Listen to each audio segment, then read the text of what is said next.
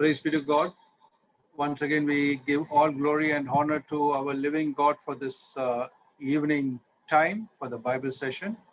We welcome all of you in the glorious and blessed name of our Lord and Savior, Jesus Christ. We also welcome on behalf of the Kodambakam Christian Brethren Assembly and GLM Bookshop Ministries in Chennai. Usually it is our practice to start the Bible study, evening Bible study session with a prayer. Today we request from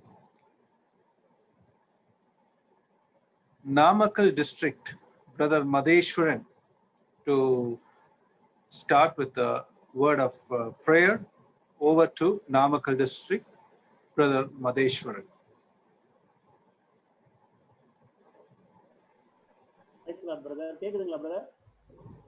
Yes, brother, please. நாம் ஜெபிக்கலாம். கிருபையால் எங்களை நேசிக்கும் அன்பின் பரலோக தெய்வமே ஸ்தோத்தரிக்கிறோம். மாறாத மகத்துவமுள்ள தேவனாகிய கர்த்தாவே, உம்முடைய மகாபிரதான கிருபைக்காகவும் இரக்கத்திற்காகவும் ஸ்தோத்தரிக்கிறோம்.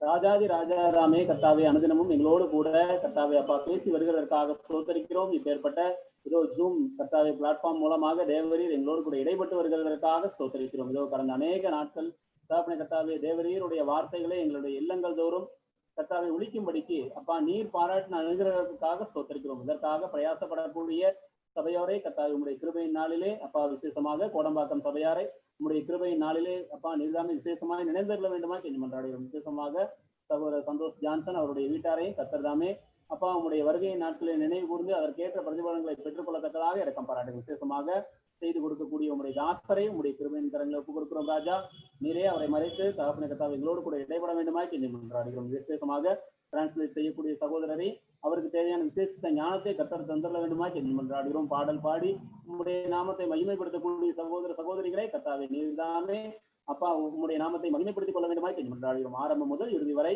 உங்களுடைய பிரசன்னமும் ஆளுகையும் தகப்பனை கர்த்தாவை ஆட்கொள்ள வேண்டுமா என்று மன்றாடுகிறோம். விசேஷமாக இயற்கையும் இந்த நெட்வொர்க் சம்பந்தப்பட்ட எல்லா காரியங்களையும் கர்த்தர் ஆண்டு கொள்ளுங்க. அப்பா தேவையான வார்த்தைகளை கர்த்தாவை எங்களுக்கு புரியும்படி வல்ல ஆவியானவர் தாமே எங்களுக்கு அப்பா ஒத்தாசை செய்ய வேண்டுமா என்று மன்றாடுகிறோம். எங்களை தாழ்த்துகிறோம். தேவரீர் உம்முடைய நாமத்தை மாத்திரமே உயர்த்துகிறோம். உம்முடைய நாமமே மகிமைப்படட்டும். எல்லாவற்றையும் கர்த்தரும் மீட்பரும் இரட்சகருமாகிய இயேசு கிறிஸ்துவின் வல்ல திருநாமத்தினாலே ஸ்தோத்திரத்தோடு கூடிய ஜெபத்தை ஏறெடுக்கிறோம். ஜீவனுள்ள பரலோக பிதாவே, ஆமென். ஆமென். Thank you, Brother Madheshwaran from Namakkal district in Tamil Nadu for the prayer. May God be with you and your family. We are going to the next session. That is the singing time. We praise God for today. We have from Chennai, Brother Santosh Johnson and family. To them and to Tissy, Doreen and Darren. Over to the dear ones.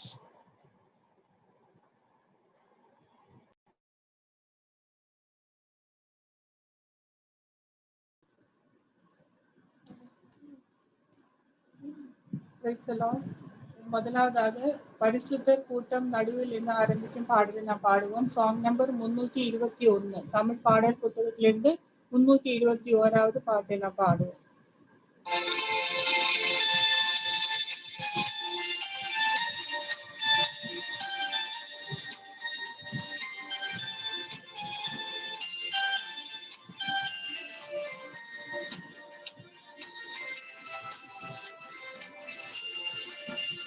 பரிசுத்த கூட்டம் நடுவில் ஜொலி தீடும் சுத்த ஜோதியே அருவியே எவ்வேளையில் ஆடிய நெஞ்சம் வாரீரோ அருவியே எவ்வேளையில் ஆடிய நெஞ்சம் வாரீரோ சுத்தம் விரும்பும் சுத்த ஜோதியே விரும்பா சுத்தம் யாவும் போகுமே சுத்தம் விரும்பும் சுத்த ஜோதியே விரும்பா சுத்தம் யாவும் போகுமே பாவினீச பாவினானையா தேவ இரக்கம் செய்ய மாட்டீரோ பாவினீச பாவினானையா தேவ இரக்கம் செய்ய மாட்டீரோ பரிசுத்த கூட்டம் நடுவில் ஜோலி கீடும் சுத்த ஜோதி ஆரூபியே தேவேளையில் ஆடிய நெஞ்சம் வாரீரோ பாரும் தந்தையே என் உள்ளத்தை யாரும் காண உள்ளங்கோலத்தை பாரும் தந்தையே என் உள்ளத்தை யாரும் காண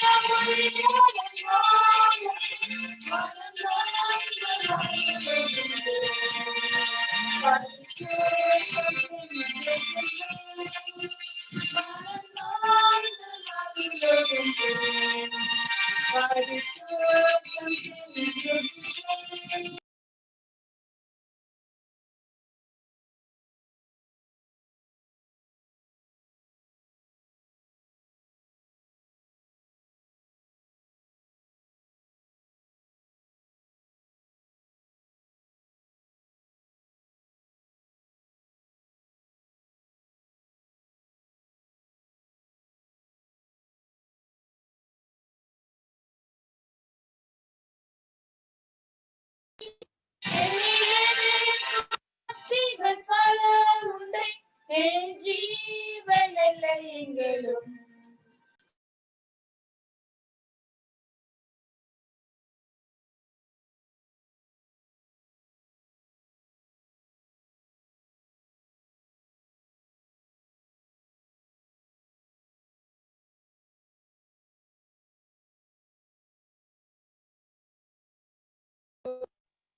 ஆரூபியே தேவேளையில்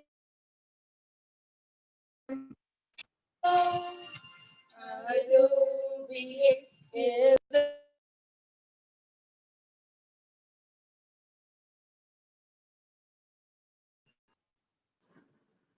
தொடர்ந்து நாம் 170வது பாட்டு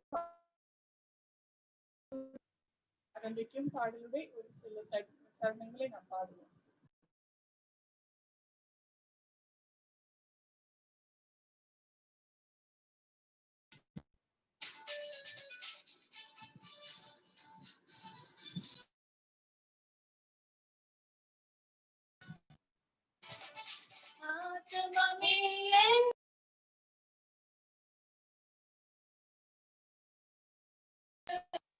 ஆழ்வரை அன்புவை காதலித்த உன்னாண்டவரை தொழுவே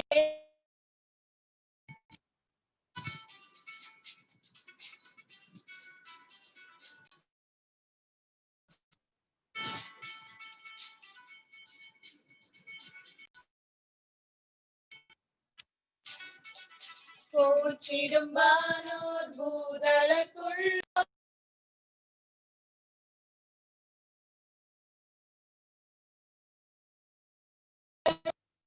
சாற்றுதற்கரிய தன்மையுள்ள ஆத்துமமே என் முழு உள்ளமே என் ஆண்டவரே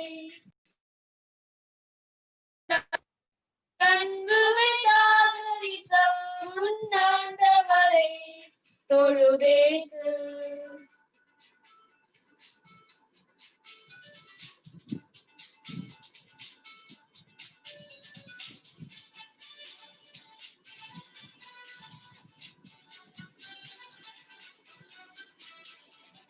தினம் தினம் உலகில் நீ பலவான வினை பொறுத்தரும் மேலான தினம் தினம் உலகில் செய் பலவான வினை பொறுத்தரும் மேலான ஆத்துமமே என் முழு உள்ளமே உன்னாண்டவரே தொழுதேத்து இந்நாள் வரை அன்புமை காதலித்த உன்னாண்டவரை தொழுதேத்து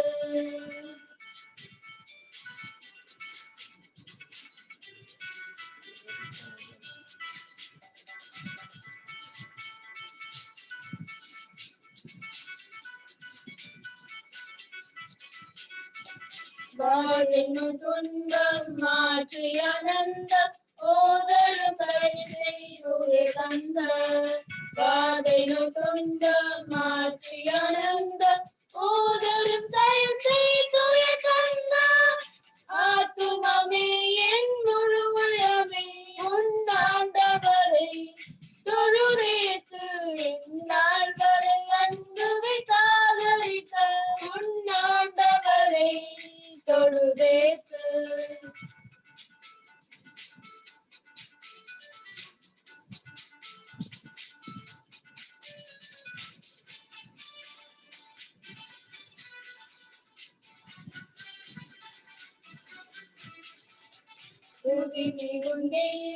சோத்தரி தினமே இதயமை உள்ளமை என் மனமே துதி மிகுந்தீர தோத்தரி தினமே இதயமை உள்ளமை என் மனமே ஆத்துமமே என் முழு உள்ளமே உன்னாண்டவரை தொழுதேத்து இந்நாள் வரை அன்பு வைத்தாதரித்த உன்னாண்டவரை தொழுதேத்து.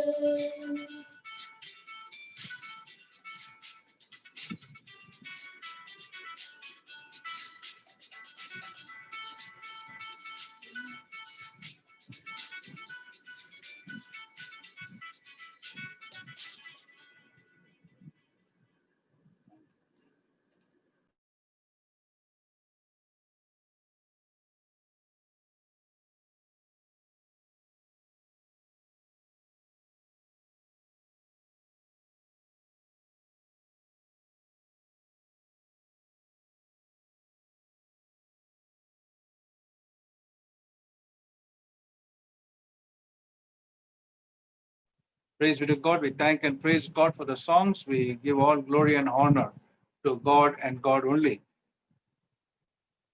We once again welcome all of you in the most blessed and glorious name of our Lord and Savior Jesus Christ. We also welcome on behalf of the Kodambakkam Christian Brethren Assembly and the GLM Bookshop Ministries in Chennai. Today, tomorrow, and day after tomorrow, God willing, we are having with us our dear brother Dr. Varghese John from Trivandrum. Our dear Achain is a well-versed brother in the Word of God, and I've seen him personally at before at Roypuram Assembly in Chennai when he came for the youth retreat, and it was a blessed time. Now he's a brother who is going to different parts of India and preaching the Word of God, especially taking the Bible classes, and we glorify God in all His glory. Today, there's a topic that he has chosen prayerfully is about the filling of the Holy Spirit. So the filling with the Holy Spirit, that is a important topic. Many a times we brethren people do not speak much of the Holy Spirit, but nor we think about that. So it is important that this topic should be dealt with much importance in this Kodambakkam Zoom Bible study and elsewhere also, the filling with the Holy Spirit. I think in this 160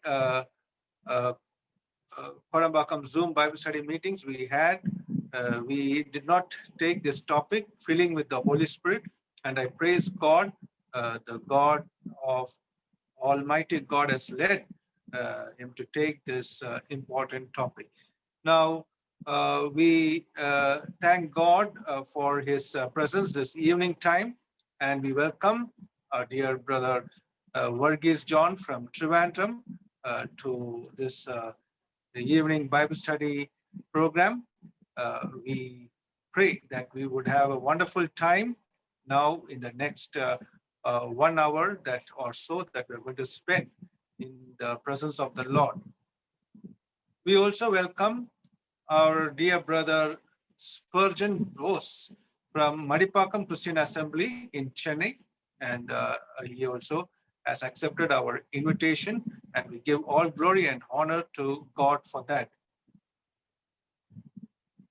We welcome all of you once again in the most glorious and blessed name of our Lord and Savior Jesus Christ. All the evangelists, elders, brothers, sisters from various assemblies into this evening time. Now, for the blessing of the message, I request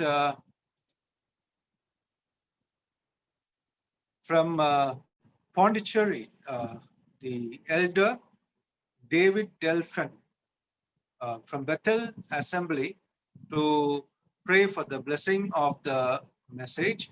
Over to Pondicherry, dear brother David Delphin, who's shepherding the assembly there in Pondicherry. May the Lord be with them. Over to Pondicherry. Okay, well, can you hear me, brother? Can you hear me, brother? Yes, we can hear you. Okay, we'll pray. நேற்றும் இன்றும் என்றும் மாறாதோரும் என்றென்றும் ஜீவிக்கிறோரும் எங்களை நேசித்ததினாலே தம்முடைய நேசகுமாரனாய கர்த்தராகிய இயேசு கிறிஸ்துவை எங்களுக்காக பாவம் போக்கும் பலியாக கல்வாரி சிலுவையிலே ஒப்பு கொடுத்தவரும் எங்களுக்காக ரத்தம் சிந்தினோரும் அடக்கம் பண்ணப்பட்டவரும் 3ஆம் நாள் உயிர் தெழுந்தோரும் இன்றைக்கும் ஜீவிக்கிறவருமாயிருக்கிற உண்மை இந்த நாளின் மாலை வேளையில கர்த்தருடைய பிள்ளைகளாக நாங்கள் இவ்விதமாக இணையதளத்தின் மூலமாக இணைக்கப்பட்டு சேர்க்கப்பட்டு ஆண்டவரே உம்முடைய நாமத்தை நாங்கள் கர்த்தாவே பாடலின் மூலமாக மகிமைப்படுத்தவும் மற்றும் இந்த நாளிலும் கர்த்தருடைய வார்த்தையை பரிசுத்த ஆவியானவரால் நிரப்பப்படுதல் என்ற தலைப்புல நாங்கள் நம்முடைய வார்த்தையை கேட்கும்படியாக எங்களை நீ கூட்டி சேர்த்த மாபெரும் தயவை நாங்கள் நினைந்து பார்த்து நன்றியோடு துதிக்கிறோம், ஸ்தோத்திரிக்கிறோம் ஆண்டவரே. இந்த நாளை நீர் எங்கள் ஒவ்வொருடைய வாழ்க்கையிலும் ஈவாய் நீர் கொடுத்திருக்கிறீர். இந்த நாளிலே நீர் கொடுத்த எல்லா விதமான கிருபைகளுக்காக, பாராட்டின நன்மைகளுக்காக, கொடுத்த பாதுகாப்புக்காக கொடான கொடி நன்றி ஏறெடுக்கிறோம் ஆண்டவரே. இந்த நாளிலும் ஆண்டவரே நாங்கள் இந்த கோடம்பாக்கம் சகோதர சபையார் எடுத்து வருகிற எல்லா பிரயாசங்களின் நிமித்தமாக இந்த நாளிலும் நாங்கள் 160வது செய்தியை நாங்கள் கேட்கும்படியாக நீர் எங்களை கூட்டி சேர்த்திருக்கிறீர். நன்றி செலுத்துகிறோம் ஆண்டவரே. அந்த ஊழியங்களுக்காக, அந்த சபையாருக்காக நாங்கள் நன்றி செலுத்துகிறோம் ஆண்டவரே. ஆண்டவரே, அந்த சபையார் எவ்வளவாக பிரயாசங்களை எடுத்து கர்த்தருடைய வார்த்தையை கர்த்தாவே கடந்த மே மாதத்திலிருந்து ஆண்டவரே இவ்விதமாக மாலை நேரத்துல ஒவ்வொரு நாளும் கொடுத்து வருகிறது நீ அறிந்திருக்கிறீர். தொடர்ந்து அந்த ஊழியங்களை நீதாமே ஆசீர்வதிக்க முடியாத சமூகத்தை நாங்கள் வேண்டல் செய்கிறோம் ஆண்டவரே. விசேஷமாக இந்த நாளிலும் ஆண்டவரே பாடப்பட்ட பாடலுக்காக நன்றி செலுத்துகிறோம் ஆண்டவரே. சந்தோஷ் ஜான்சன் அவர்கள் அவருடைய சகோதரியும் பிள்ளைகளுமாக சேர்ந்து கர்த்தருடைய நாமத்தை பாடலின் மூலமாக மகிமைப்படுத்த உயர்த்த நீர் பாராட்டின எல்லா விதமான கிருபைகளுக்காக நன்றி செலுத்துகிறோம். சகோதரன் குடும்பமாய் நிறைவேற்றி வருகிற அந்த ஊழியத்தை நம்முடைய கருத்துல நாங்கள் கொண்டு வருகிறோம்.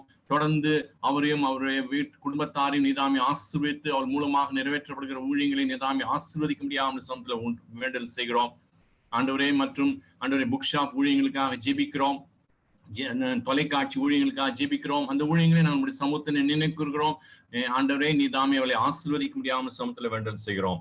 இந்த நாளிலும் உடைய வார்த்தையை பகிர்ந்து கொள்ளக்கூடிய தேவ ஊழியர் வர்கீஸ் ஜானுக்காக வருகிற கர்த்தாவே, திருவனந்தபுரத்திலும் அதை சுற்றிலும் இருக்கக்கூடியான எல்லா இடங்களிலும் கர்த்தாவே, இன்னும் இந்தியா முழுவதுமாக உடைய வார்த்தையை கர்த்தாவே அவர் அறிவித்து ஆண்டவரே உடைய ஊழியர்களை நிறைவேற்றி வருகிற சகோதரி அறிந்திருக்கிறேன். இந்த நாளிலும் கர்த்தாவே இணையதளத்தின் மூலமாக எங்களோடு கூட இணையும்படியாக நீ செய்திருக்கிறேன். நன்றி செலுத்துகிறோம் ஆண்டவரே. பரிசுத்த ஆவியானவரால் நிரப்பப்படுதல் என்பதை குறித்து இந்த நாளிலே நாங்கள் அறிந்து கொள்ள நீதாமே எங்களுக்கு உதவி செய்தலும். பரிசுத்த ஆவியானுடைய நிறைவு எங்களுக்கு தேவையா இருக்கிறது. ஒவ்வொரு நாளும் நாங்கள் பரிசுத்த ஆவியானவரால் ஆண்டவரே அவிதமாக நிரப்பப்பட வேண்டும் என்பதை ஆண்டவரே நீர் எங்களுக்கு இந்த நாளிலே நீர் போதிக்கக்கூடியவராக இருக்கிறதற்காக நன்றி செலுத்துகிறோம் ஆண்டவரே. பரிசுத்த ஆவியானுடைய நிறைவு எங்களுடைய வாழ்க்கையில எப்பொழுதும் அது காணப்பட வேண்டியதா இருக்கிறது. ஒரு நாளிலே நடைபெறுகிற காரியம் அல்ல, ஒவ்வொரு நாளும் நீர் எங்களை நிரப்பக்கூடியவராய் இருக்கிறீர். அந்த நிரப்புதலுக்கு எங்களை நாங்களே முற்றிலுமாய் நாங்கள் ஒப்பு கொடுக்க வேண்டியவராய் இருக்கிறோம் என்பதை ஆண்டவரே நாங்கள் நீதாம் எங்களுக்கு உதவி செய்தோம். எந்த ஆங்கிலத்துல செய்தியை கர்த்தாவே தமிழ்ல மொழியாக்கம் செய்யக்கூடிய என்னுடைய அருமை சகோதரர் ஸ்பர்ஜன் போஸுக்காக ஜெபிக்கிறோம் ஆண்டவரே அவருக்கு வேண்டிய கிருபை நீதாமே தொடர்ந்து கட்டளையிட்டலும், ஏற்ற வார்த்தைகளை நீதாமே அவருக்கு கொடுத்துள்ளும். ஆண்டவரே தடையில்லாமல் கர்த்தாவே இந்த வார்த்தைகள் தமிழில ஆண்டவரே எங்களுக்கு கொடுக்கப்பட நீதாமே கிருபை பாராட்ட முடியாமல் சமூகத்துல வேண்டல் செய்கிறோம். இந்த நாளில ஆண்டவரே நாங்கள் நம்முடைய சமூகத்துல வந்திருக்கிறோம், உடைய வார்த்தையை நாங்கள் கேட்க இருக்கிறோம். ஆண்டவரே நாங்கள் ஜெபசிந்தியோடு கர்த்தாவே நம்முடைய சமூகத்துல அமர்ந்திருந்து நாங்கள் நம்முடைய வார்த்தையை கேட்க நீதாமே எங்களுக்கு உதவி செய்யும். எல்லாவற்றையும் நம்முடைய சமூகத்தை ஒப்புக் கொடுக்கிறோம். இந்த நாளிலும் கூட்டி சேர்க்கப்பட்டிருக்கின்ற ஊழியர்களுக்காக, உத்தரவாதத்தில் குடும்பமான சகோதரர்களுக்காக, சகோதரிகளுக்காக, வாலிபர்களுக்காக வருகிறோம். ஆண்டவரே நாங்கள் வந்து உங்களுடைய வார்த்தையை நாங்கள் கேட்டு ஆண்டவரே உள்ளான மனுஷனிலே நாங்கள் வளர பெருக நீதாம் இந்த நேரத்தை எங்களுக்கு ஆசீர்வதித்து கொடுத்துள்ளோம். மீதியான நேரத்தில் எங்களோடு கொடுந்தாலும் மின்சாரத்தை ஆண்டு கொள்ளும், தொழில்நுட்பங்கள் எந்த பிரச்சனையும் வராபடி பாதுகாத்துக் கொள்ளும். எல்லாவற்றும் ஒப்புக் கொடுக்கிறோம். மீட்பரும் அருமை ரட்சிகரமா இருக்கிற கர்த்தராகிய இயேசு கிறிஸ்துவின் ஒப்பற்ற இன்ப நாமத்துல ஜெபத்தை ஏறெடுக்கிறோம் நேச தகப்பனே, ஆமென். Thank you, Brother David Delphin from Pondicherry for the prayer. Now we are moving forward to the most important time, that is the Bible session, the Bible study.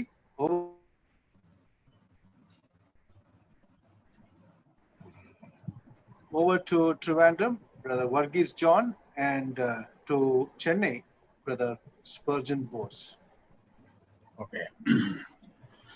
Well, greetings to all of you in the sweet and loving name of our Lord and Savior Jesus Christ. கிறிஸ்துவினுடைய இனிய நாமத்தினாலே உங்கள் யாவருக்கும் என்னுடைய வாழ்த்துதலை தெரிவித்துக் கொள்கிறேன். I thank God for the opportunity He has given me to share God's word with you through this Zoom platform. இந்த Zoom platform மூலமாக கர்த்தருடைய வார்த்தையை பகிர்ந்து கொள்ளும்படியான ஒரு வாய்ப்பை எனக்கு கொடுத்த தேவனுக்கு நான் நன்றி செலுத்துகிறேன். I also thank Kodambakkam Christian Assembly and all the elders and GLM ministries for arranging this meeting. Kodambakkam சபையாருக்காகவும் அங்குள்ள பொறுப்புள்ளவர்களுக்காகவும் இந்த கூட்டத்தை ஒழுங்கு செய்ததற்காக நான் நன்றியை தெரிவித்துக் கொள்கிறேன். I am also grateful to Brother Santosh Johnson for inviting me to this meeting. இந்த கூட்டத்திற்கு என்னை அழைத்த சகோதரர் சந்தோஷ் ஜான்சன் அவர்களுக்கும் என்னுடைய நன்றியை தெரிவித்துக் கொள்கிறேன். I am also happy that Brother Spurgeon Bose is translating my message. He usually translates my message whenever I come to Chennai. அங்கே சென்னைக்கு வரும்போதெல்லாம் சகோதரர் ஸ்பர்ஜன் அவர்கள் என்னுடைய செய்திகளை தமிழிலே மொழிபெயர்ப்பார்கள். அவர்களையும் பார்த்ததிலே சந்தோஷப்படுகிறேன். Well, the great missionary William Carey has said, expect great things from God and attempt great things for God. மிஷனரிகளின் தந்தை என்று அழைக்கப்படுகிறதான வில்லியம் கேரி அவர்கள் சொல்லுவார்கள், தேவனிடத்திலிருந்து பெரிய காரியங்களை எதிர்பார், தேவனுக்காக பெரிய காரியங்களை செய் என்று சொல்வார். Yes, tonight let us sit in His presence with great expectation. ஆகவே தேவனுடைய சமூகத்திலே ஒரு பெரிய எதிர்பார்ப்போடு நாம் அமர்ந்திருப்போம். Well, the subject has been introduced. The title is Filling with the Holy Spirit. நாம் படிக்க போகிற பாடத்தினுடைய தலைப்பு ஏற்கனவே அறிமுகம் செய்யப்பட்டிருக்கிறது. அதனுடைய தலைப்பு பரிசுத்த ஆவியினால் நிறைந்திருப்பது. Of course, it is a topical study, plus it is based on a text in Ephesians 5. பொதுவாக இது தலைப்பின் ரீதியாக படிக்கக்கூடிய ஒரு பாடமாக இருந்தாலும் வேத பகுதியில் இருக்கக்கூடிய ஒரு பகுதியிலிருந்து நாம் படிக்க போகிறோம். So our basic text is Ephesians 5:18-21. ஆகவே இந்த பாடத்திற்கான நம்முடைய வசனங்கள் என்ன என்று கேட்டால், எபேசியர்கள் நிருபம் 5ஆம் அதிகாரம் 18ஆம் வசனத்திலிருந்து 21ஆம் வசனம் வரைக்கும் இருக்கிறது. Well, this is a serious study, so I request all of you to keep the Bible, notebook and pen with you, and all the important points you can note down. நாம் தொடர்ந்து படிக்கக்கூடிய ஒரு பாடமாக இருக்கிறபடினாலே நீங்கள் யாவரும் வேதாகமத்தையும் அதே போல குறிப்பை எடுத்துக்கொள்வதற்கு நோட்டையும் பேனாவையும் நீங்கள் வைத்துக் கொள்ளும்படியாய், அதை நாங்கள் சொல்லும் பொழுது எழுதும்படியாய் கேட்டுக்கொள்கிறேன். Yes, brother, you can read those verses, Ephesians 5:18-21 first. எபேசியர்கள் நிருபம் 5ஆம் அதிகாரம் 18ஆம் வசனத்திலிருந்து 21ஆம் வசனம் வரைக்கும் நாம் முதலாவது தமிழிலே வாசிக்க கேட்கலாம். துன்மார்க்கத்திற்கு ஏதுவான மதுபான வெறி கொள்ளாமல் ஆவியினால் நிறைந்து சங்கீதங்களினாலும் கீர்த்தனைகளினாலும் ஞான பாட்டுகளினாலும் ஒருவருக்கொருவர் புத்தி சொல்லிக் கொண்டு உங்கள் இருதயத்தில் கர்த்தரை பாடி கீர்த்தனம் பண்ணி நம்முடைய கர்த்தராகிய இயேசு கிறிஸ்துவின் நாமத்தினாலே எப்பொழுதும் எல்லாவற்றிற்காகவும் பிதாவாகிய தேவனை ஸ்தோத்தரித்து தெய்வ பயத்தோட ஒருவருக்கொருவர் கீழ்ப்படிந்திருங்கள். May the Lord speak to each one of us by his Spirit and through his word. ஆவியானவர் மூலமாகவும் அவருடைய கிரியைகள் மூலமாகவும் தேவன் தாமே இந்த வசனங்கள் மூலமாய் நம் ஒவ்வொருவரோடும் பேசுவாராக. Before coming to the details of this subject, let me remind you about one mistake we often commit in our teaching about the Holy Spirit. இந்த பாடத்தை நாம் படிப்பதற்கு முன்பதாக ஒரு விஷயத்தை நான் சொல்ல விரும்புகிறேன். நாம் பொதுவாக இந்த விஷயத்திலே செய்யக்கூடிய ஒரு தவறை குறித்து நான் சொல்ல விரும்புகிறேன். We often conduct series of studies on this subject, Holy Spirit, and sometimes arrange debates in order to prove that our doctrine is correct. பரிசுத்த ஆவியானவரை குறித்ததான பாடங்களை பல சமயங்களிலே கற்றுத்தரக்கூடியவர்களாக நாம் அதை குறித்து கேட்கக்கூடியவர்களாக இருக்கிறோம். சில சமயங்களிலே நாம் சொல்லுகிற வேத உபதேசம் சரியானது என்பதை சரி என்பதை நிரூபிப்பதற்காக சில விவாதங்களை கூட நாம் ஒழுங்கு செய்கிறோம். But our main focus of this is to refute the wrong doctrines of other Christian denominations and to prove that our doctrines are correct.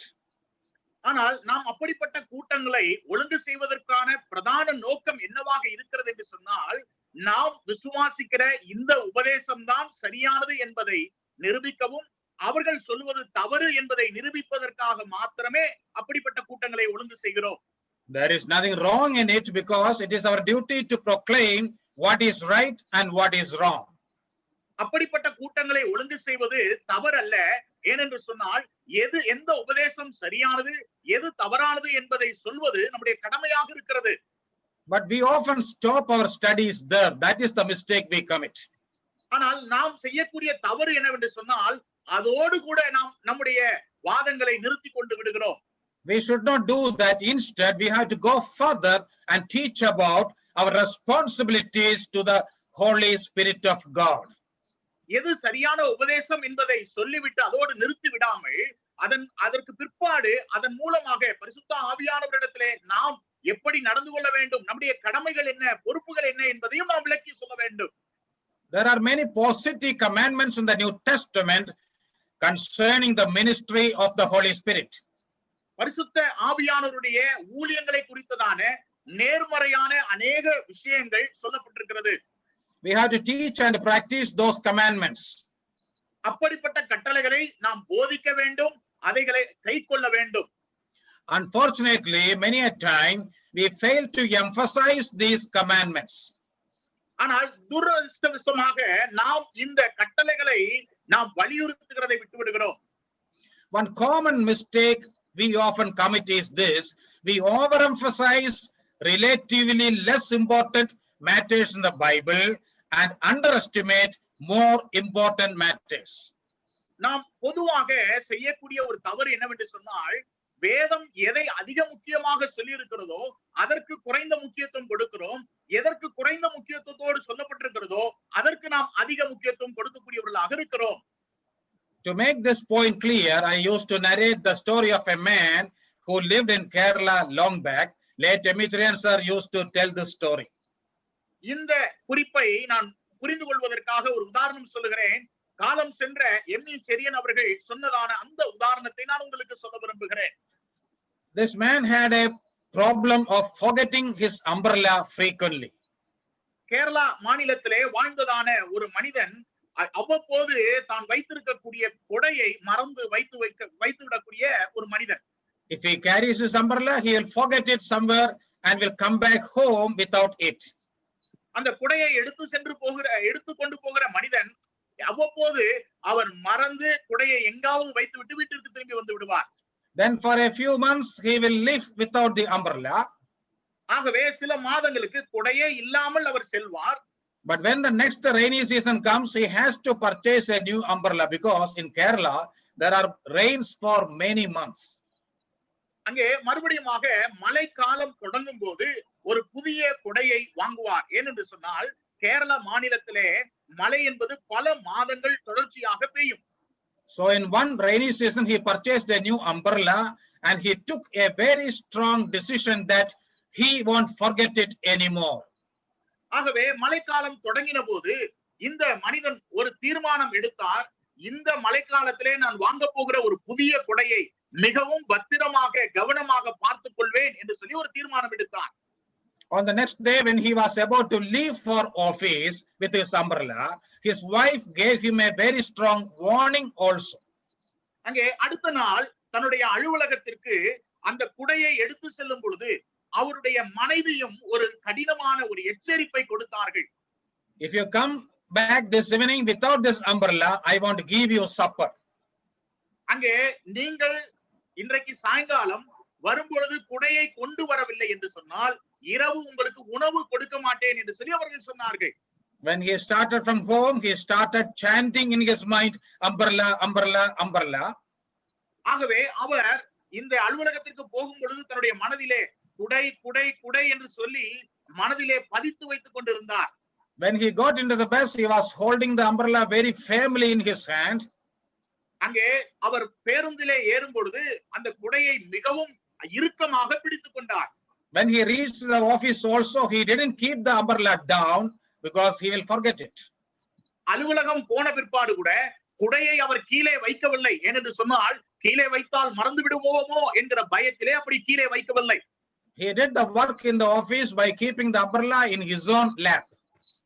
அவர் தன்னுடைய தொடை மேல் அந்த குடையை வைத்துக் கொண்டே தன்னுடைய அலுவலக பணி எல்லாவற்றையும் அவர் செய்து கொண்டிருந்தார். In the evening, he came back home with his umbrella in his hand. அங்கே சாயங்காலம் வீட்டிற்கு வரும் பொழுது அவருடைய கரத்திலே குடை இருந்தது. He was very happy and gave the umbrella to his wife and said, "Here is your umbrella, take it." அங்கே வீட்டிற்கு வந்த உடனே மிகவும் சந்தோஷத்தோடு தன்னுடைய மனைவியை பார்த்து சொன்னார், இந்த குடையை நான் பத்திரமாக கொண்டு வந்து விட்டேன், இதோ இருக்கிறது என்று சொல்லி சந்தோஷப்பட்டார். The wife also was all the more happy because her husband brought back the umbrella.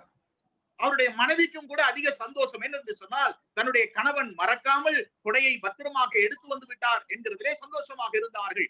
Then he went back to his room to change his clothes and his wife to the kitchen to prepare tea for him. பிற்பாடு அவர் வீட்டிற்குள்ளே சென்று தன்னுடைய உடைகளை மாற்றும்படியாய் இருந்தார். மனைவியும் கூட இவர்களுக்கு கணவனுக்காக ஒரு டீயை ஆயத்தம் செய்யும்படியாய் கிச்சனுக்குள்ளே அவர்கள் போனார்கள். After 5 minutes, the wife heard a loud cry from her husband's room and she rushed to his room. பிற்பாடு சமையலறையில் இருந்ததான அந்த சகோதரி தன்னுடைய புருஷன் சத்தமிடுகிறதை கவனித்து தான் புருஷன் இருக்கக்கூடிய அந்த ஒரு இடத்திற்கு அவர்கள் ஓடினார்கள். Then he said, "Oh my God, somebody pickpocketed me and I lost my purse." அப்பொழுது அவர் சொன்னார், ஐயோ கடவுளே, என்னுடைய இந்த பர்ஸை நான் தொலைத்து விட்டேன், யாரோ அந்த பர்ஸை களவாடி விட்டு சென்று விட்டார்கள் என்று சொன்னாராம். Since he was always thinking about the umbrella, he forgot about keeping the purse safe and didn't know when somebody took his purse. அவர் எப்பொழுதுமே குடையை மட்டும் நினைத்து கொண்டே இருந்ததினாலே தன்னுடைய பாக்கெட்டில் இருக்கக்கூடியதான அந்த பர்ஸை யாரோ எடுத்து சென்றதை கூட அவர் கவனம் இல்லாமல் காணப்பட்டார். Remember, this incident took place some 40 years ago. In those days, the cost of an umbrella was less than 50 rupees. கொஞ்சம் நினைத்து பாருங்கள், அங்கே இது 40 வருடத்திற்கு முன்பதாக நடந்ததான ஒரு சம்பவம். அந்த நாட்களிலே குடை 50 ரூபாயாக இருந்தது. But he had 500 rupees in his purse. ஆனால் அவருடைய பாக்கெட்ல அந்த பர்ஸிலே 500 ரூபாய் அவர் வைத்திருந்தார். By holding fast the umbrella too much, he lost his purse. குடையை மிக இறுக்கமாக பிடித்துக் கொண்டு தன்னுடைய பர்ஸை அவர் தொலைத்து விட்டார். In my opinion, this is the same mistake we also commit in our lives and in our teachings. என்னுடைய கருத்தும் கூட இதுவாக இருக்கிறது. என்னவென்று சொன்னால், நாம் பல சமயங்களிலே முக்கியம் அற்றவைகளை அதிகமாக இறுக்கமாக பிடித்துக் கொண்டிருக்கிறோம். By focusing much on the less important things, we miss many weightier things in the Bible. குறைவான விஷயங்களுக்கு அதிக முக்கியத்துவம் கொடுக்கிறதுனாலே மிகவும் முக்கியமான வாய்ந்த அந்த விஷயங்களை நாம் விட்டு விடுகிறோம். This was the same mistake committed by Pharisees and the scribes of Jesus' time. இயேசு கிறிஸ்து வாழ்ந்த நாட்களிலே பரிசேயர்களும் வேதபாரகரும் செய்த தவறு அதுதான். Today we also repeat the same mistake. நாமும் கூட அதே தவறைத்தான் இன்றைக்கும் செய்து கொண்டிருக்கிறோம். In our sincere attempt to refute all wrong doctrines regarding the Spirit, we forget to emphasize many positive commandments with regard to the Holy Spirit. பல சமயங்களிலே பரிசுத்த ஆவியானவரை குறித்ததான உபதேசங்களை இதுதான் சரியான உபதேசம் என்று சொல்வதற்கு முற்படுகிற நாம் பரிசுத்த ஆவியானவரை குறித்ததான நேர்மறையான அந்த கட்டளைகளை நாம் விட்டு விடுகிறோம். Let me quickly give you a list of 6 commandments about the ministry of the Holy Spirit which all of us have to obey. அங்கே நாம் கீழ்ப்படிவதற்கு வேதத்திலே சொல்லப்பட்டிருக்கிற பரிசுத்த ஆவியானவரை குறித்ததான 6 கட்டளைகளை மிக சீக்கிரமாக நாம் இன்றைக்கு பார்க்கலாம். If you can, you quickly note down this. உங்களால் முடிந்தால் இதை வேகமாக நீங்கள் குறிப்பு எடுத்துக் கொள்ளுங்கள். First one, walk in the Spirit. Reference Galatians 5:16. முதலாவது ஆவிக்கேற்றபடி நடந்து கொள்ளுங்கள். அதற்குரிய வசன குறிப்பு கலாத்தியர் 5ஆம் அதிகாரம் 16ஆம் வசனம். Second one, keep the unity of the Spirit. Ephesians 4:3. அங்கே இரண்டாவதாக சமாதான கட்டினால் ஆவியின் ஒருமையை காத்துக் கொள்வதற்கு ஜாக்கிரதையாயிருங்கள். எபேசியர் 4ஆம் அதிகாரம் 3ஆம் வசனம். Third one, do not grieve the Holy Spirit of God. Ephesians 4:30. மூன்றாவது பரிசுத்த ஆவியை துக்கப்படுத்தாதிருங்கள். எபேசியர் 4ஆம் அதிகாரம் 30ஆம் வசனம். Fourth one, be filled with the Spirit. Ephesians 5:18. நான்காவது ஆவியினாலே ஜெபம் ஆவியினால் நிறைந்து. எபேசியர் 5:18. Then pray in the Spirit. Ephesians 6:18.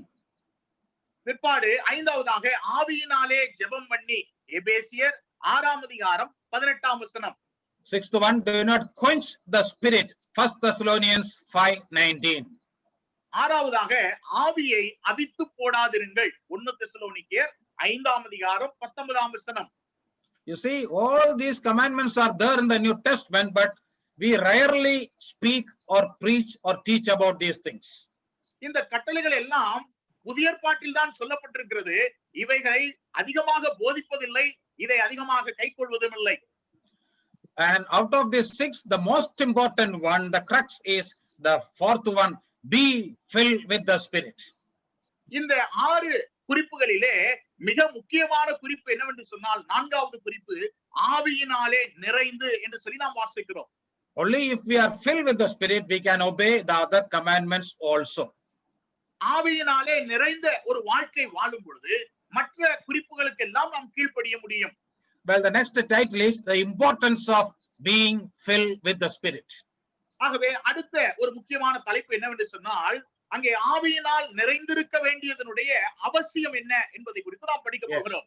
Let us consider 2 reasons why we all have to be filled with the Holy Spirit. அங்கே நாம் எதற்காக ஆவியினால் நிறைந்திருக்க வேண்டும் என்பதற்கான மிக முக்கிய 2 குறிப்புகளை நாம் படிக்கலாம். First one, it is essential for doing an effective ministry to the Lord. கர்த்தருக்கு ஒரு பயனுள்ள நிலையிலே ஊழியம் செய்வதற்கு அவசியமாக இருக்கிறது என்பதை நாம் பார்க்கிறோம். Let me repeat, it is essential for doing an effective ministry to the Lord. அங்கே கர்த்தருக்கு பயனுள்ள நிலையிலே நாம் ஊழியம் செய்வதற்கு இது அத்தியாவசியமாக இருக்கிறது. Without being filled with the Holy Spirit, none of us can do an effective ministry to the Lord. பரிசுத்த ஆவியினுடைய நிறைவு இல்லாமல் நம்மிலே யாரும் ஒரு பயனுள்ள ஊழியத்தை செய்ய முடியாது. Filling with the Holy Spirit is a ministry of the Spirit that we can find both in the Old Testament and in the New Testament. ஆவியினால் நிறைந்திருப்பது என்பது ஆவியானவர் செய்யக்கூடிய ஒரு ஊழியமாக இருக்கிறது. இதை பழைய ஏற்பாட்டிலும் புதிய ஏற்பாட்டிலும் நம்மால் படிக்க முடியும். That itself shows its importance. ஆகவே இந்த விஷயங்களே அது மிக முக்கியமானது என்பதை காண்பிக்கக்கூடியதா இருக்கிறது. In the Old Testament times, filling was available only to a selected few like judges, kings, priests, prophets, and so on. பழைய ஏற்பாட்டிலே ஆவியினால் நிரப்பப்படுதல் என்பது எல்லாருக்கும் கிடையாது. மிக குறிப்பிட்ட சிலருக்கு மாத்திரம் இருக்கிறது. நியாயாதிபதிகள், ராஜாக்கள், ஆசாரியர்கள், தீர்க்கதரிசிகள் இப்படிப்பட்டவர்களுக்கு மட்டும்தான் ஆவியினால் நிரப்பப்படுதலுடைய அனுபவம் இருந்தது. Yes, to save time, I am not explaining that much. Let us go to the New Testament. அங்கே நேரம் குறைவாக இருப்பதினாலே நான் அதை விளக்கி சொல்வதில்லை. இப்பொழுது புதிய ஏற்பாட்டிற்குள்ளாக போகலாம். When we come to the Gospels, we read about John the Baptist and our Lord Jesus, who did the ministries in the power of the Lord. அங்கே புதிய ஏற்பாட்டிலே யோவான் ஸ்நானகனுடைய வாழ்க்கையையும் இயேசு கிறிஸ்துவையும் நாம் எடுத்து பார்க்கும் பொழுது அவர்கள் ஆவியினுடைய வல்லமையினாலே ஊழியம் செய்ததாக நாம் பார்க்கிறோம். Just note down Luke 1:15 and Luke 4:1. நீங்கள் குறித்து வைத்துக் கொள்ளுங்கள். லூக்கா 1ஆம் அதிகாரம் 15ஆம் வசனம், லூக்கா 4ஆம் அதிகாரம் 1ஆம் வசனம். In Acts chapter 2, we read about the baptism with the Holy Spirit and the formation of the New Testament church. அப்போஸ்தலர்கள் 2ஆம் அதிகாரத்தை நாம் வாசிக்கும் பொழுது அந்த பரிசுத்த ஆவியானவருடைய ஞானஸ்நானத்தை குறித்தும் அதே போல ஒரு சபை உருவாகுவதை குறித்தும் நாம் படிக்கிறோம். Acts 2:4 says that all the apostles were filled with the Holy Spirit. அப்போஸ்தலர்கள் 2ஆம் அதிகாரம் 4ஆம் வசனத்தை நாம் வாசிக்கும் பொழுது அப்போஸ்தலர்கள் எல்லாரும் பரிசுத்த ஆவியினாலே நிறைந்து காணப்பட்டார்கள். In the book of Acts, we read many times about apostles and their associates being filled with the Spirit for various ministries. அப்போஸ்தலர் நடவடிக்கைகளுடைய பல வசனங்களை நாம் படித்து பார்க்கும் பொழுது ஆதி அப்போஸ்தலர்களும் அதே போல அவர்களோடு இருந்தவர்களும் கூட ஆவியினாலே நிறைந்து காணப்பட்டார்கள் என்று நாம் வாசிக்கிறோம். Interestingly, in Acts 6, when the apostles selected 7 deacons to serve the food on the table, what was the qualification they looked for? சுவாரஸ்யமான ஒரு விஷயம் என்னவென்று சொன்னால், அங்கே அப்போஸ்தலர்கள் 6ஆம் அதிகாரத்திலே பந்தி விசாரிப்பு செய்வதற்கு அங்கே அப்போஸ்தலர்கள் எப்படிப்பட்ட நபர்களை எந்த தகுதியின் அடிப்படையிலே தெரிந்து கொண்டார்கள்? Did they search for those who studied hotel management or who studied in some catering colleges? Hotel மேனேஜ்மெண்ட்ல படித்தவர்கள் அல்லது கேட்டரிங் காலேஜிலே படித்தவர்கள் இதற்குரிய தகுதியுடையவர்கள் என்று சொல்லி அப்படி தேடினார்களா? The answer is no. அதனுடைய பதில் இல்லை. In Acts 6:3, we read they selected men of good reputation and full of the Holy Spirit and wisdom. அங்கே அப்போஸ்தலர்கள் 6ஆம் அதிகாரம் 3ஆம் வசனத்திலே வாசிக்கும் பொழுது பரிசுத்த ஆவியினுடைய நிறைவும் ஞானமும் நிறைந்த 7 பேர்களை தெரிந்து கொண்டார்கள் என்று சொல்லி நாம் வாசிக்கிறோம். It is something noteworthy. அங்கே நாம் கவனிக்க வேண்டிய மிக முக்கியமான ஒன்று. Please note it down very carefully. நீங்கள் அதை கவனமாக குறிப்பெடுத்துக் கொள்ளுங்கள். If filling with the Holy Spirit is the minimum qualification for serving food on the table, how much more it is required for the small and big ministries we do today? அங்கே குறைந்தபட்ச தகுதி, அதாவது பந்தி விசாரணை செய்வதற்கு குறைந்தபட்ச தகுதியே பரிசுத்த ஆவியினால் நிறைந்திருக்க வேண்டும் என்று சொன்னால் பெரிய பெரிய கர்த்தருடைய ஊழியங்களை செய்வதற்கு இது எவ்வளவு மிக அவசியமாய் இருக்கிறது என்பதை சிந்தித்து பாருங்கள். We have to think very seriously about this. நாம் இதை குறித்து மிகவும் கவனமாக சிந்திக்க வேண்டும். In short, all those who have done any effective ministry for the Lord, both in the Old Testament and New Testament times, did it in the power and control of the Spirit.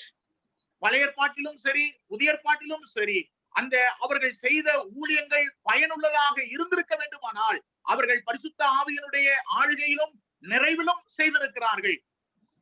So this is the first reason why we treat this subject very important. ஆகவே தான் இந்த ஒரு பாடத்தை மிக முக்கியமாக நாம் கருதுகிறோம். Second reason is this: filling with the Holy Spirit is essential for holy living. இரண்டாவதாக இந்த பாடம் மிக முக்கியமானது என்னவென்று சொன்னால் பரிசுத்த வாழ்க்கை வாழ்வதிலே காணப்படுகிறது. God's Spirit is called the Holy Spirit. தேவ ஆவியானவர் பரிசுத்த ஆவியானவர் என்று அழைக்கப்படுகிறார். What a beautiful name it is. எவ்வளவு ஒரு அழகான ஒரு பெயராக இருக்கிறது. When we got saved, God sent His Spirit in our hearts and sanctified us. நாம் ரட்சிக்கப்பட்ட உடனே தேவன் அவருடைய ஆவியானவரை நமக்குள்ளே அனுப்பி நம்மை பரிசுத்தப்படுத்துகிறார். We don't have time to take and read all the portions. That's why I just give you the references. நான் எல்லா பகுதிகளையும் எடுத்து வாசிப்ப நேரம் இல்லாததினாலே வசன குறிப்புகளை மாத்திரம் நான் உங்களுக்கு சொல்லுகிறேன். Please note down Galatians 4:6 and 1 Peter 1:2. கலாத்தியர் 4ஆம் அதிகாரம் 6ஆம் வசனம், 1 பேதுரு 1ஆம் அதிகாரம் 2ஆம் வசனத்தை குறித்து வைத்துக் கொள்ளுங்கள். The Bible says that our bodies are the temple of the Holy Spirit. 1 Corinthians 6:19. 1 கொரிந்தியர் 6ஆம் அதிகாரம் 19ஆம் வசனத்திலே வாசிக்கும் பொழுது பரிசுத்த ஆவியானவர் தங்கும் ஆலயமாக நம்முடைய சரீரம் இருக்கிறது என்று சொல்லி வாசிக்கிறோம். Therefore, from God's point of view, all the believers are saints or holy people. ஆகவே தேவனுடைய பார்வையிலே எல்லா விசுவாசிகளும் பரிசுத்தவான்களாக பரிசுத்த ஜனங்களாக இருக்கிறார்கள். It is because the Holy Spirit resides in us. காரணம் பரிசுத்த ஆவியானவர் நமக்குள்ளே வாசம் செய்கிற காரணத்தினாலே. That is why when the epistles were written, the apostles will write all the epistles to the saints in various local churches. ஆகவேதான் நிருபங்கள் எழுதப்படும் பொழுது அங்கே பல்வேறு ஸ்தல சபைகளிலே இருக்கக்கூடிய பரிசுத்தவான்களுக்கு என்று எழுதப்பட்டிருக்கிறது. In the New Testament, saints is another term for believers. அங்கே புதிய ஏற்பாட்டிலே பரிசுத்தவான்கள் என்று சொல்லும் பொழுது அது விசுவாசிகளை குறிப்பதற்காக பயன்படுத்துகிற வார்த்தை.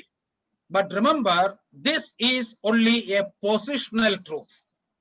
அங்கே இந்த பரிசுத்தவான்கள் என்று சொல்லும் பொழுது அது நிலைப்பாட்டில் உள்ள ஒரு சத்தியமாக இருக்கிறது. When the Bible calls us saints, remember that is only a positional truth. அங்கே வேதம் நம்மை பரிசுத்தவான்கள் என்று சொல்லும் பொழுது அது நிலைப்பாட்டில் பரிசுத்தவான்கள் என்று சொல்லுகிறது. What is the meaning of positional truth? அங்கே நிலைப்பாட்டினுடைய சத்தியம் என்று சொன்னால் என்ன அதனுடைய அர்த்தம்? The New Testament teaches us that we get many spiritual blessings at the moment of our salvation. நாம் ரட்சிக்கப்பட்ட உடனே அநேக ஆவிக்குரிய ஆசீர்வாதங்களை நாம் பெறுகிறோம் என்று வேதம் சொல்கிறது. Remember, we receive them because we are in Christ. அங்கே நாம் இதெல்லாம் பெற்றுக்கொள்வதற்கான காரணம் என்ன என்பதை நினைத்துக் கொள்ளுங்கள். நினைவு கூற வேண்டியது என்னவென்று சொன்னால் நாம் கிறிஸ்துவுக்குள் இருப்பதினாலே.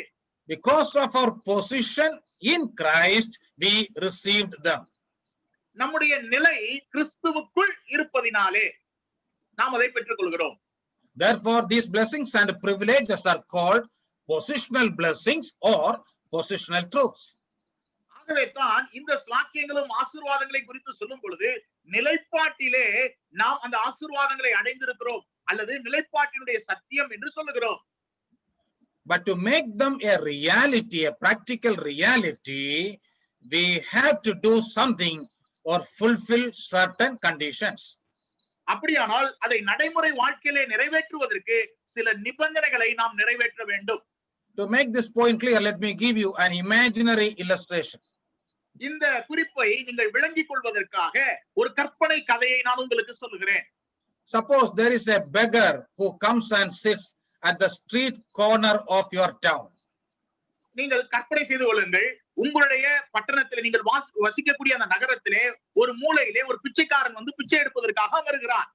Every day morning he will come and sit in the same place and do the begging. ஒவ்வொரு நாள் காலையிலும் அதே இடத்திலே வந்து அமர்ந்து அவன் பிச்சை எடுக்கிறான்.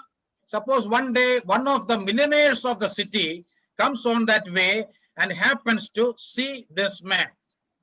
அங்கே ஒரு நாள் திடீரென்று அந்த பட்டணத்திலே வசிக்கக்கூடிய ஒரு லட்சாதிபதியான ஒரு மனிதன் இந்த பிச்சைக்காரனை வந்து பார்க்கிறான்.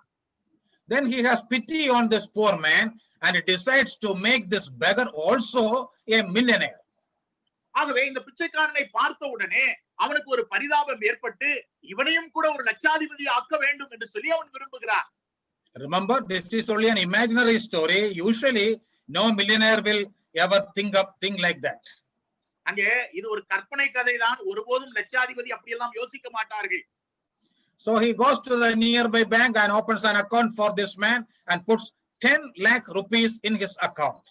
ஆகவே அந்த லட்சாதிபதி என்ன செய்தார் என்று சொன்னால் அருகிலே இருக்கக்கூடிய ஒரு வங்கிக்கு சென்று அவருடைய பெயரிலே அந்த பிச்சைக்காரனுடைய பெயரிலே ஒரு கணக்கை துவக்கி 10 லட்சம் ரூபாய் அந்த மனிதனுடைய பெயரிலே முதலீடு செய்தார்.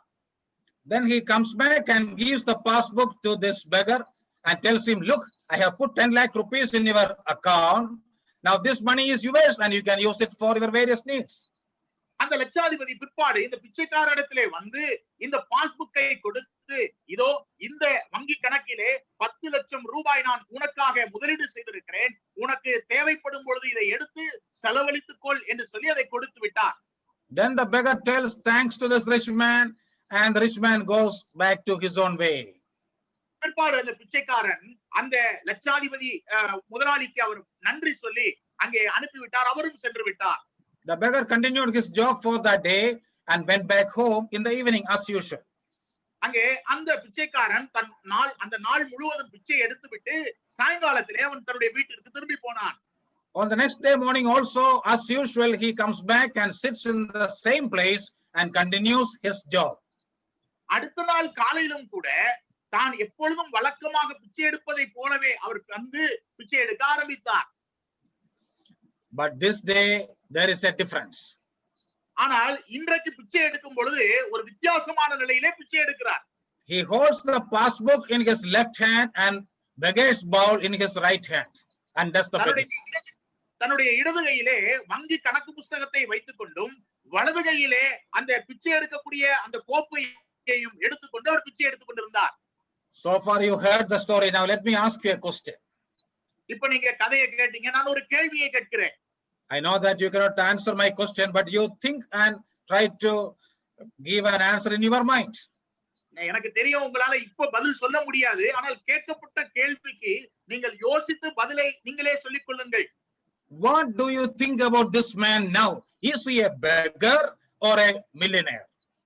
இப்ப இந்த பிச்சைக்காரனாக இருக்கிறானா, லட்சாதிபதியாக இருக்கிறானா? Who was he till yesterday? நேற்றைய தினம் வரைக்கும் இந்த மனிதன் யாராக இருந்தான்? No doubt he was a beggar.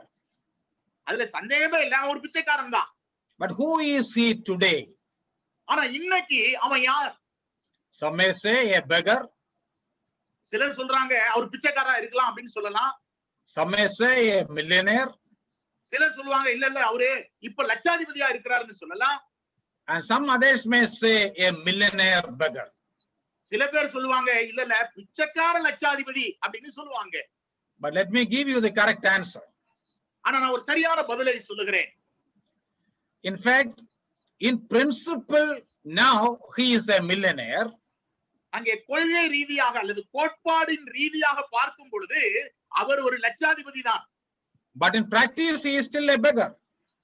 ஆனால் அவருடைய நடைமுறை வாழ்க்கையிலே இன்னைக்கு பிச்சைக்காரனாகத்தான் இருக்கிறார். It is a contradiction, but a reality.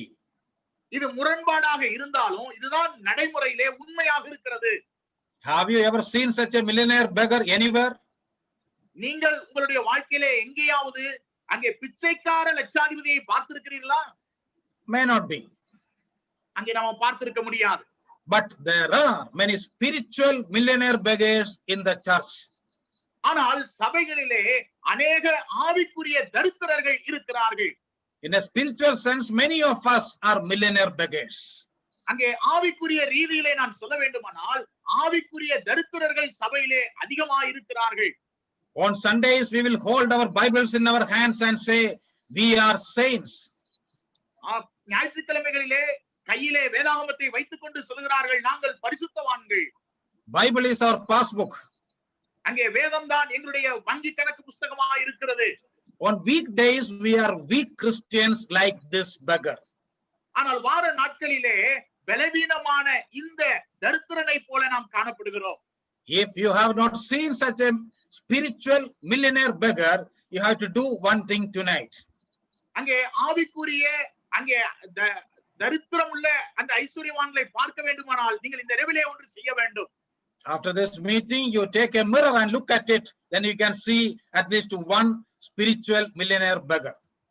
அங்கே நீங்கள் உங்களுடைய கண்ணாடியை எடுத்துக்கொண்டு மீட்டிங் முடிந்த பிற்பாடு பார்த்தீர்கள் என்று சொன்னால் ஒரு ஆவிக்குரிய தரித்திரவானை நீங்கள் காண முடியும். Well, I hope you understood the spirit of that story. அங்கே அந்த கதையினுடைய சாராம்சம் என்ன என்பதை புரிந்திருப்பீர்கள் என்று நான் நம்புகிறேன். Okay, let us come back to the story once again.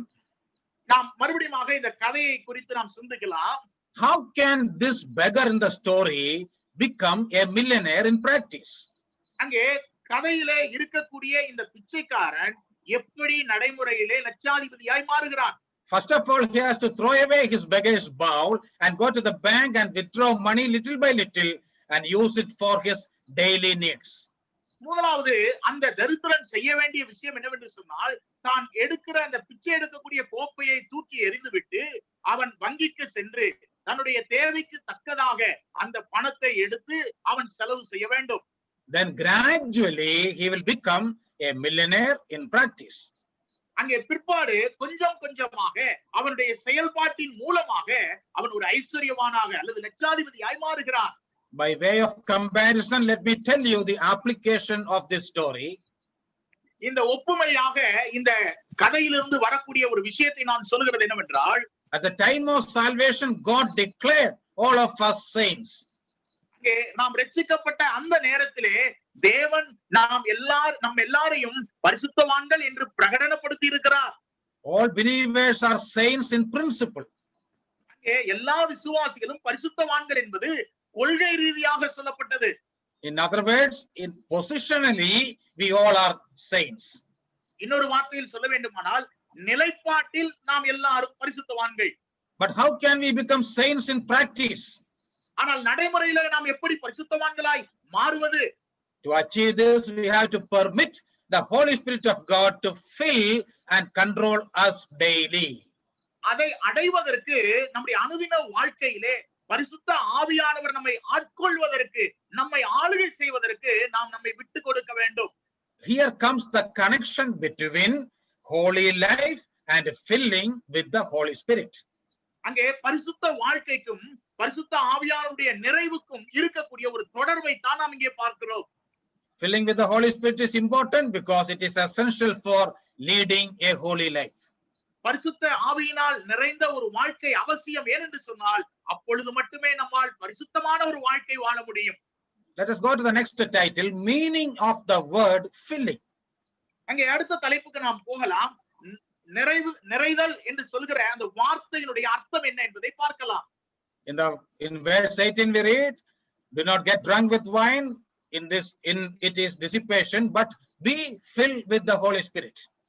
நாம் 18ஆம் வசனத்திலே வாசிக்கும் பொழுது மதுபான வெறி கொள்ளாமல் ஆவியினால் நிறைந்து என்று சொல்லி நாம் வாசிக்கிறோம். What is the meaning of filling? அங்கே நிறைந்து என்று சொல்லுகிற அந்த வார்த்தையினுடைய அர்த்தம் என்ன? When we use the word fill in our languages, we normally think of something being placed into a container or vessel.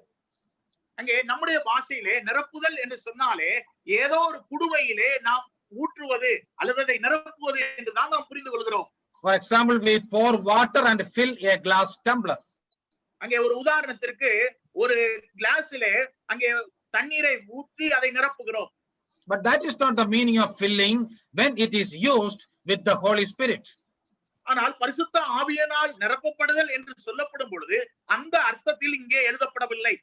To make the meaning of filling clear, Paul gives an example or analogy in the first part of Ephesians 5:18.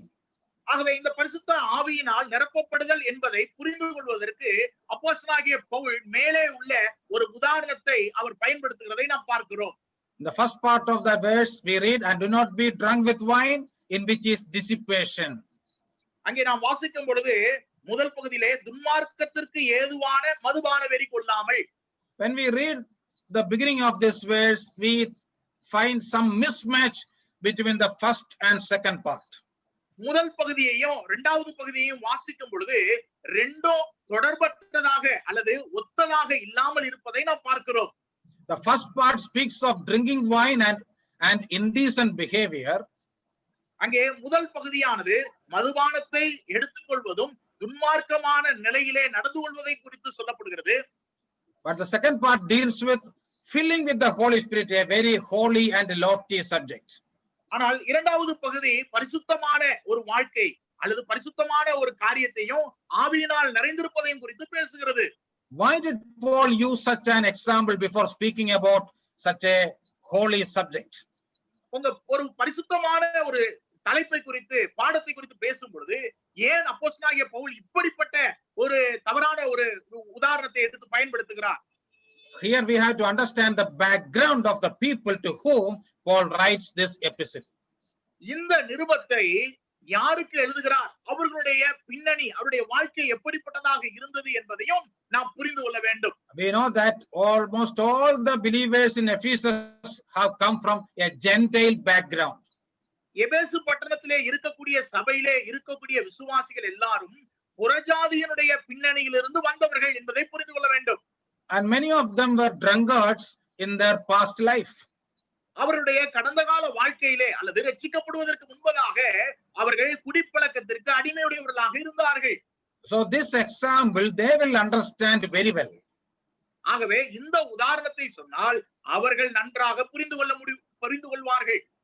Though we don't have any personal experience of drinking in our past life, we also will understand the way in which a drunkard behaves. நம்முடைய கடந்த கால வாழ்க்கையிலும் குடிப்பழக்கத்தினுடைய அனுபவம் ஒருவேளை இல்லாமல் இருந்தாலும் நாம் இதனுடைய அர்த்தத்தை புரிந்து கொள்ளக்கூடியவர்களாக இருக்கிறோம். We know that when a person gets drunk, he loses his self-control and is controlled by the wine or the liquor. நமக்கு தெரியும் ஒரு மனிதன் குடித்திருப்பார் என்று சொன்னால் அவர் தன்னுடைய சுய கட்டுப்பாட்டை இழந்தவராக அந்த மதுபானம் அவரை ஆட்கொள்ளக்கூடியதாக கட்டுப்படுத்தக்கூடியதாக இருக்கும் என்பதை அறிந்திருக்கிறோம். In the same way, when a believer is filled with the Holy Spirit, he is controlled by the power of the Holy Spirit. அதே போல ஒரு விசுவாசி பரிசுத்த ஆவியானவரால் ஆட்கொள்ளப்படும் பொழுது அவருடைய வல்லமையினாலே நிறைந்திருக்கிறார். So here Paul simply says, "Oh, you believers in Ephesus." இங்கே பவுல் சொல்கிறார், எபேசு பட்டணத்தில் இருக்கக்கூடிய விசுவாசிகளே, once you were controlled by wine, but now you should be controlled by the Holy Spirit. ஒரு காலத்திலே நீங்கள் மதுபானத்தினாலே ஆட்கொள்ளப்பட்டிருந்தீர்கள், ஆனால் இப்பொழுதோ பரிசுத்த ஆவியானவரால் நீங்கள் ஆட்கொள்ளப்பட வேண்டும் என்று சொல்லி அவர் சொல்கிறார். So remember, filling simply means controlling. நிரப்பப்படுதல் என்று சொன்னால் ஆட்கொள்ளப்படுதல் என்பதுதான் அதனுடைய அர்த்தமாக இருக்கிறது. Be filled in verse 18 means be controlled by the Holy Spirit. அங்கே ஆவியினால் நிறைந்து என்று சொல்லி 18ஆம் வசனத்திலே சொல்லும் பொழுது நீங்கள் ஆவியானவரால் ஆட்கொள்ளப்பட்டவர்களாக இருக்க வேண்டும் என்பது அர்த்தமாக இருக்கிறது. Now this explanation is justified by a few more verses in Luke's gospel. லூக்கா எழுதின சுவிசேஷத்தின் மூலமாக இந்த வசனங்களை நாம் நியாயப்படுத்தி பேச முடியும். Just note down 3 references. 3 வசன குறிப்புகளை நீங்கள் குறித்து வைத்துக் கொள்ளுங்கள். In Luke 4:28, லூக்கா 4ஆம் அதிகாரம் 28ஆம் வசனம், Luke 5:26, லூக்கா 5ஆம் அதிகாரம் 26ஆம் வசனம், and Luke 6:11. லூக்கா 6ஆம் அதிகாரம் 11ஆம் வசனம். In these verses we read that they were filled with anger or fear. அங்கே அவர்கள் கோபத்தினாலே நிறைந்திருந்தார்கள் என்று சொல்லி நாம் வாசிக்கிறோம். And in Luke 5:26 we read they were filled with fear. லூக்கா 5ஆம் அதிகாரம் 26ஆம் வசனத்திலே அவர்கள் பயத்தினாலே நிறைந்திருந்தார்கள் என்று வாசிக்கிறோம். That means they were controlled by one emotion too much. அப்படி என்று சொன்னால் அவர்கள் உணர்ச்சி ரீதியாக அதிகமாக கட்டுப்படுத்தப்பட்டிருக்கிறார்கள் என்பது அர்த்தமாக இருக்கிறது. So in the New Testament the word filled is often used in the sense that a person is controlled by something. ஆகவே புதிய ஏற்பாட்டிலே நிறைந்து என்று சொல்கிறதான வார்த்தை அவர்கள் ஆட்கொள்ளப்பட்டார்கள் என்பதனுடைய அர்த்தமாக இருக்கிறது. Okay, here a doubt may come to your mind. இப்பொழுது இங்கே உங்களுக்கு உங்களுடைய மனதிலே ஒரு சந்தேகம் எழும்பலாம். What is the practical meaning of filling with the Spirit? ஆவியினால் நிறைந்து என்று சொல்லும் பொழுது நடைமுறை வாழ்க்கைக்கான அர்த்தம் என்ன என்று உங்களுக்கு சந்தேகம் எழும்பலாம். We know that the Holy Spirit is a person. பரிசுத்த ஆவியானவர் ஒரு நபர் என்பதை நாம் அறிந்திருக்கிறோம். We also are persons. நாமும் கூட ஒரு நபராக ஆழ்தன்மையுடையவராக. How can a person control another person? ஒரு நபர் எப்படி இன்னொரு நபரை கட்டுப்படுத்துவது? What is the practical meaning of controlling? அங்கே ஒருவரை ஆளுகை செய்வது அல்லது கட்டுப்படுத்துவது என்பதனுடைய அர்த்தம் என்ன? To make that point clear, let me give you a very common example. அங்கே இந்த குறிப்பை நீங்கள் புரிந்து கொள்வதற்காக பொதுவாக உள்ள ஒரு உதாரணத்தை நான் உங்களுக்கு சொல்லுகிறேன். We all are very hospitable and we often welcome guests to our homes. நாம் எல்லாருமே உபசரிக்கக்கூடிய ஒரு பழக்கமுடையவர்களாக இருக்கிறோம். நம்முடைய வீட்டிற்கு விருந்தாளிகளை நாம் வீட்டிலே சேர்த்துக் கொள்கிறோம். We may have a guest room in our houses. நம்முடைய வீடுகளிலே ஒரு விருந்தாளிகளுடைய அறை இருக்கும். So when the guest comes, we will accommodate him there. விருந்தாளி வரும் பொழுது அந்த விருந்தாளியினுடைய அறையிலே அவரை நாம் அமர சொல்லுவோம். What do we expect from the guest who stays in a guest room? நம்முடைய வீட்டிலே விருந்தாளியாக வந்து விருந்தாளி இருக்கக்கூடிய அந்த அறையில் இருக்கக்கூடியவர் என்ன செய்ய வேண்டும் என்று பொதுவாக எதிர்பார்ப்போம்? He is supposed to be there in the guest room most of the time. அங்கே அதிகபட்சமான நேரங்களிலே அவருக்கு கொடுக்கப்பட்ட அந்த அறையில் மட்டும் இருக்க வேண்டும் என்றுதான் நாம் விரும்புவோம். When the breakfast or lunch is ready, we will invite him and he will come to the dining room to take food. அங்கே உணவு ஆயத்தம் செய்த பிற்பாடு அந்த உணவு ஆயத்தம் செய்யப்பட்ட அந்த இடத்திற்கு வந்து அவர் உணவை எடுத்துக்கொள்ள வேண்டும் என்று விரும்புவோம். After that, he will go back to the guest room again. உணவை எடுத்துக்கொண்டு மறுபடியும் சாப்பிட்ட பிற்பாடு தன்னுடைய அறைக்கு அவர் சென்று விடுவார். In effect, though the guest is in the house, he has limited freedom and influence in the house. அவர் விருந்தாளியாக இருப்பதினாலே அவருக்கு கொடுக்கப்பட்ட அறைக்குள்ளாக மட்டும்தான் இருப்பார். அவருக்கு வேற எங்கும் சுதந்திரம் கிடையாது. Is he in the house? அவர் வீட்டுல தான் இருக்கிறாரா? Yes. ஆமா, வீட்டுல தான் இருக்கிறாரு. Is he fills the house? The answer is no. அவர் வீடு முழுவதும் நிறைந்திருக்கிறாரா என்று கேட்டா இல்லை. On the other hand, think about the host or the owner of the house. இன்னொரு விதத்துல யோசித்து பாருங்க, அந்த வீட்டினுடைய உரிமையாளர் இருக்கிறதை யோசித்து பாருங்க. Since he is the owner of the house, he has full freedom in all the rooms of the house. அந்த வீட்டினுடைய உரிமையாளராக இருக்கிறதுனால வீட்டுல எந்த பகுதிக்கும் செல்லக்கூடிய ஒரு உரிமை அந்த வீட்டின் உரிமையாளருக்கு இருக்கிறது. The owner of the house is not only in the house, he fills the whole house. அங்கே அந்த வீட்டினுடைய உரிமையாளருக்கு அந்த இடம் மட்டுமல்ல, முழு வீட்டிலும் அங்கே செல்வதற்கான சுதந்திரம் இருக்கிறது. So filling by a person means influence and control exercised by one person on another. அங்கே நிரப்பப்படுதல் என்று சொன்னால் இன்னொரு நபர் மீது தாக்கத்தை அல்லது ஆதிக்கத்தை செலுத்தக்கூடியதாக இருக்கிறது. When we put our trust in the Lord Jesus, the Holy Spirit came to our hearts like a guest. அங்கே கர்த்தராகிய இயேசு கிறிஸ்துவின் மேல் விசுவாசம் வைக்கும் பொழுது பரிசுத்த ஆவியானவர் ஒரு விருந்தினராக நமக்குள்ளே வந்தார். But we have to willingly permit him to exercise full control in our lives and make him the master of the house of our life. ஆனால் அதிகமான விருப்பத்தோடு நாம் பரிசுத்த ஆவியானவர் நம்முடைய வாழ்வின் எஜமானனாக அவர் இருப்பதற்கு நாம் விட்டு கொடுப்பதற்கு மனம் உள்ளவர்களாக இருக்க வேண்டும். Please notice this carefully. இதை கவனமாக கவனியுங்கள். Filling with the Holy Spirit does not mean we get more of the Holy Spirit. பரிசுத்த ஆவியினாலே நிறைந்து என்று சொல்லும் பொழுது பரிசுத்த ஆவியானவரை அதிகமாக பெற்றுக்கொள்வோம் என்பது அர்த்தம் அல்ல. Because Holy Spirit is a person. ஏனென்று சொன்னால் பரிசுத்த ஆவியானவர் என்பது ஒரு நபராக இருக்கிறார். So we cannot get him part by part. ஆகவே பகுதி பகுதியாக நாம் பெற்றுக்கொள்ள முடியாது. But filling means the Holy Spirit is getting more control and influence in our lives.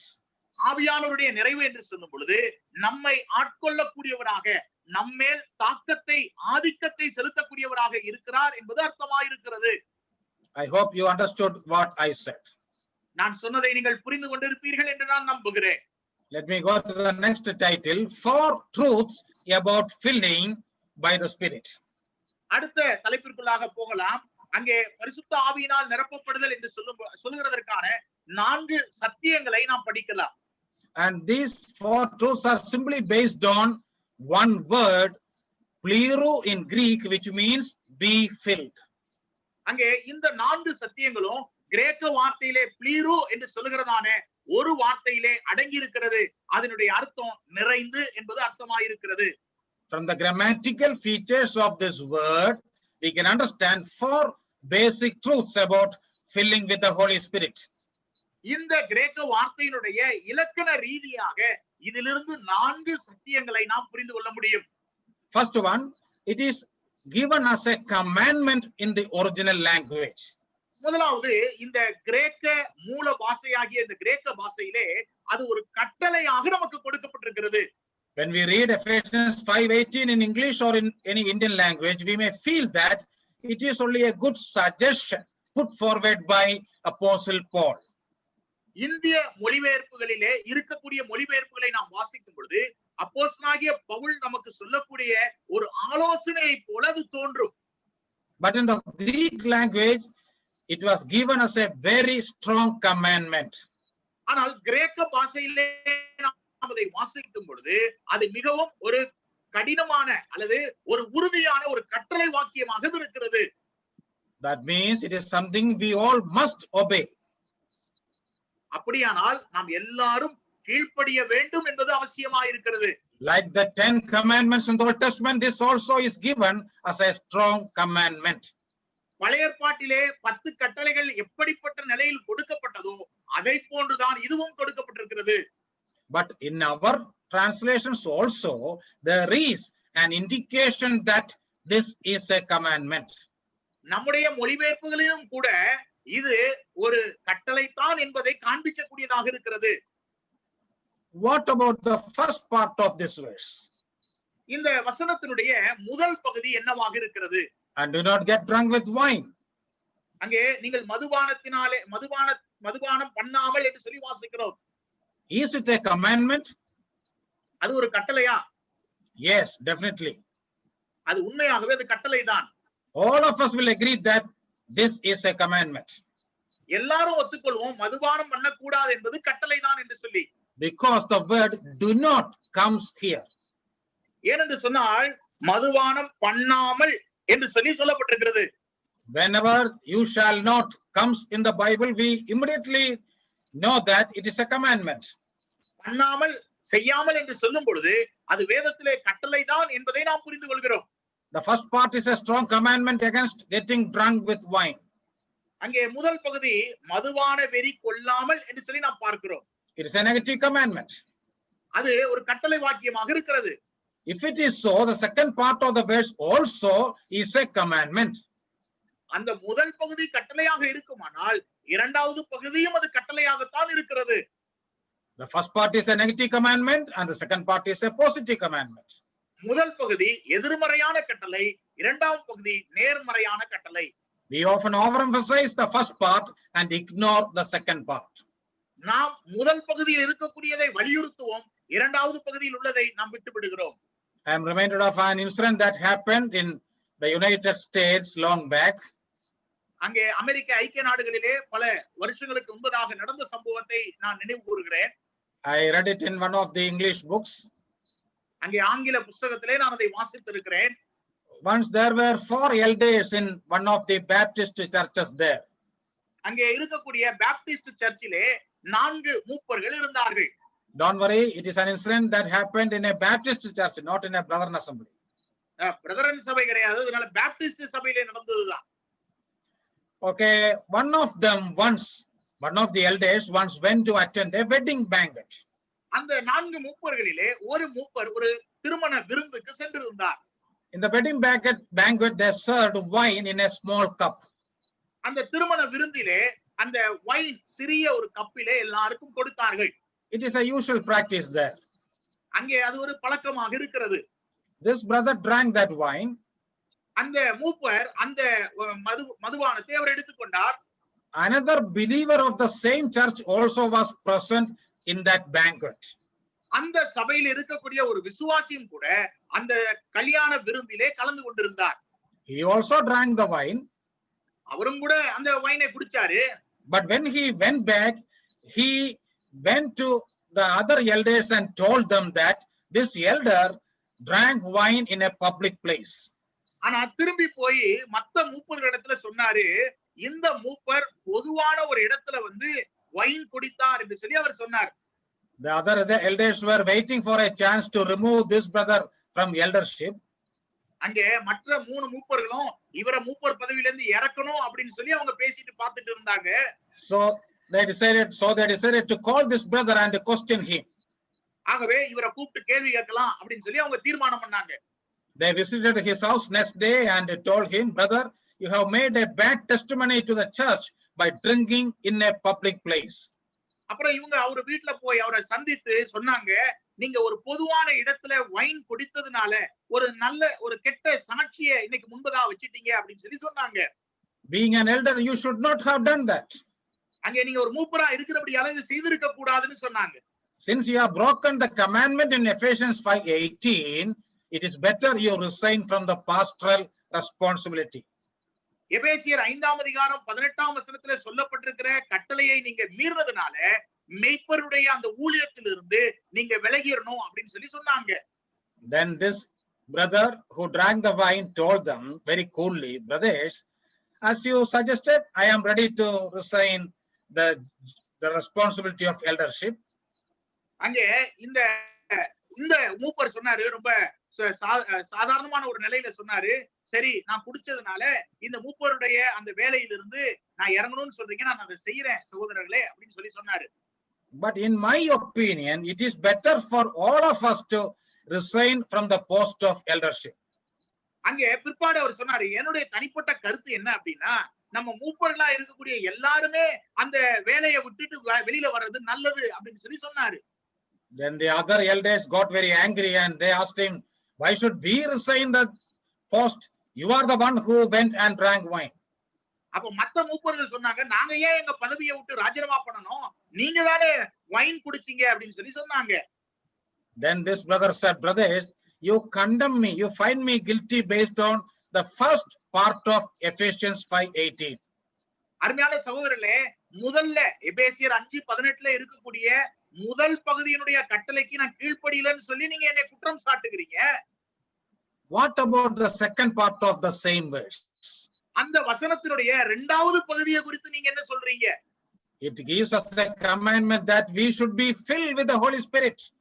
நாம் பரிசுத்த ஆவியினாலே நிறைந்திருக்க வேண்டும் என்கிற கட்டளையா எது சொல்லப்பட்டிருக்கிறதே? In my opinion, none of us are obeying the second part. அங்கே என்னுடைய கருத்து, நம்ம யாருமே பரிசுத்த ஆவியினாலே நிறைந்திருக்கலன்னு சொல்லி அவர் சொன்னார். That is why I told you it is better for all of us to resign from the pastoral responsibility.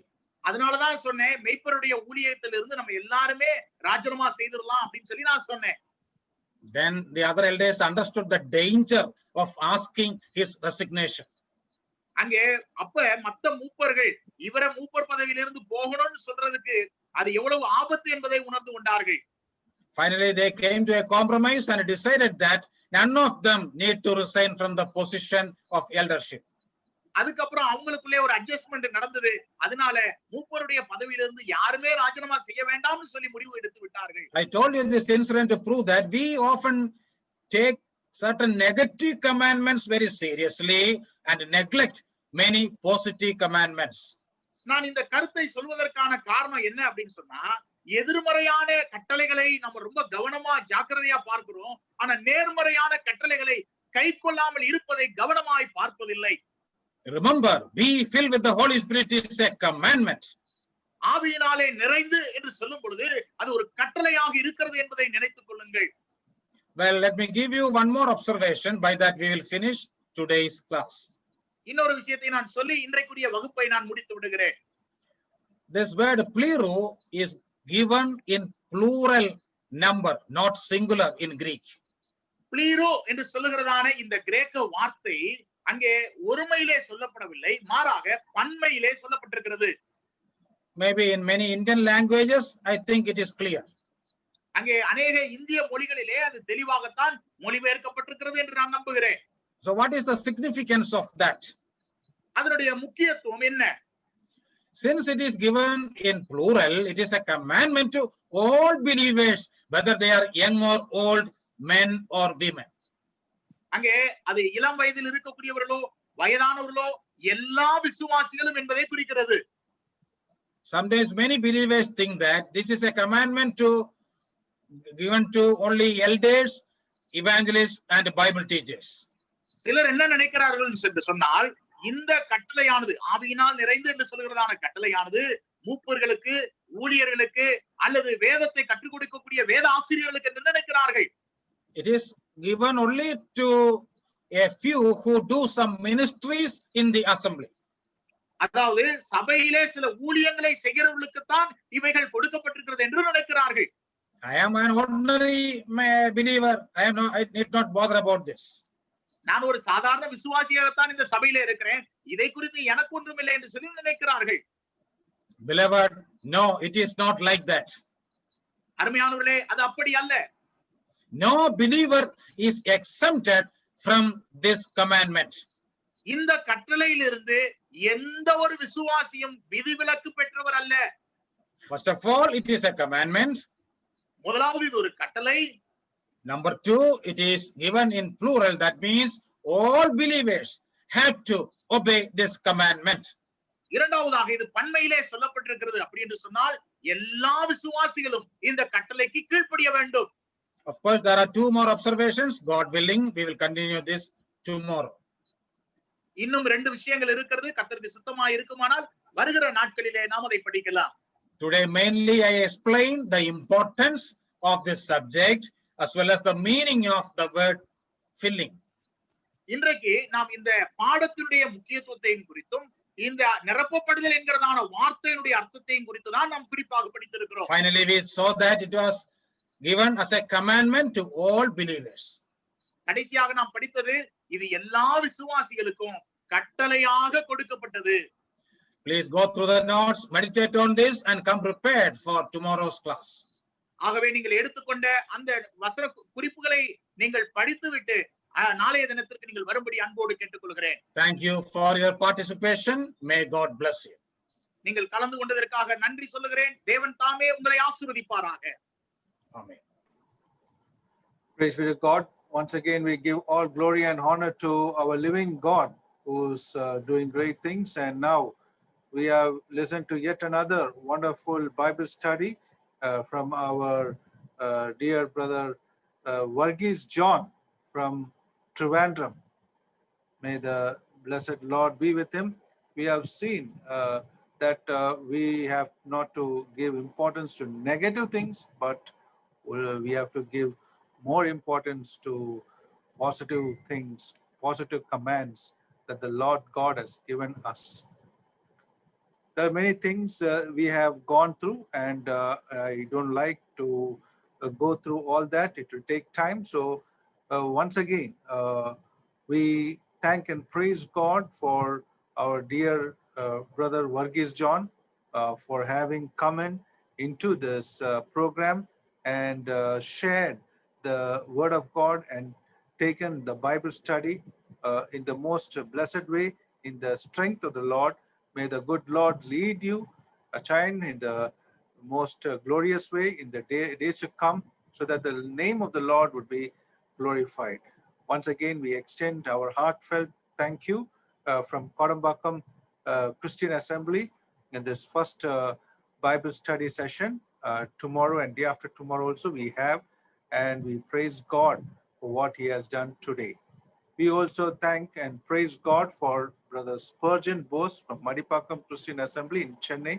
We give all glory and honor to God for him also, that he has translated this Bible study from English to Tamil in the most smooth and blessed way. So we thank our dear brother Spurgeon Bose from Chennai for having joined in and did the translation work. Thank you, brother Spurgeon Bose. Now we also thank the singers who have sang, my family. They have taken the pain in singing. May the Lord bless the dear ones. Above all, we thank God and each one of you for having come and joined and participated, and above all prayed for all these more than half a year in these Bible studies. We give all glory and honor to God alone in this. The main intention is the word should be reached during these wonderful times. I tell this wonderful times in one way and a very difficult time in another way, because coronavirus has brought us a very difficult times. But listening to the word of God is the most blessed thing in our life, and daily we are able to listen morning, afternoon and evening. It is even more blessed. So let us make use of this time that we have in front of us. Once it will come that we may not be able to listen to the word of God at all. So before that comes, let us make use of this time and give all glory and honor to God and God alone. The days are evil, so redeem the time, as we read in Ephesians chapter 5, verse 16. We thank all the dear ones, everyone who have joined in and especially prayed about this meetings. We have these meetings, the Bible studies recorded in YouTube as GLMK space TV. So you can go through these YouTube messages whenever you are free and understand the various well-versed Bible teachers who have come in from various parts of Tamil Nadu and India and given the word in the strength of the Lord and on various topics. May each one of you understand how important it is so that we can use it, learn it, and increase our faith and use it in our life. Now for the closing prayer, I request closing prayer and benediction. I request from Karaikudi in Sivaganga district, Brother Dr. Nagarajan Velu, the elder of that assembly in Karaikudi, to close in with a word of prayer. Over to Karaikudi assembly in Sivaganga district to Brother Nagarajan Velu. Praise the Lord, brother. Praise the Lord, brother. Our loving Heavenly Father, thank you, Lord, for this wonderful day and time that you have given to us. Thank you, Lord, that you have been with us. Thank you, Lord, for using your son, Brother Varghese, who is from Toronto, and who spoke on a very important topic like positive commands. Lord, you have given so many commands in the Bible that we have learned, but the positive commands today our brother has taken and he has dealt with so elaborately, and you have spoken to all the children of God who have been listening to this word all over this world. Lord, you just know you helped our brother, you gave him wisdom, you gave him, Lord, insights from heaven, and he has got it from you, and he has handed over all those things to your children. And also you helped the translator, brother, Lord, and you gave him apt words, and he has translated so beautifully that every one of us, those who can understand Tamil, could easily get whatever our brother Varghese spoke. And we also thank the efforts taken by our brother Santosh, who has been doing it so earnestly and with all, Lord, happiness all these months. And you bless our brother and also JLM book ministry. And really, we are living on hard times, but your words every day, it comes to us and it really gives us consolation. We feel very much comforted. It is because of your words. And Lord, your words make us happy. Your words give us all kinds of comfort and consolation in our life. And you have been with us. Thank you for all your promises. You have given us the promise that you are going to be with us till the end of this earth.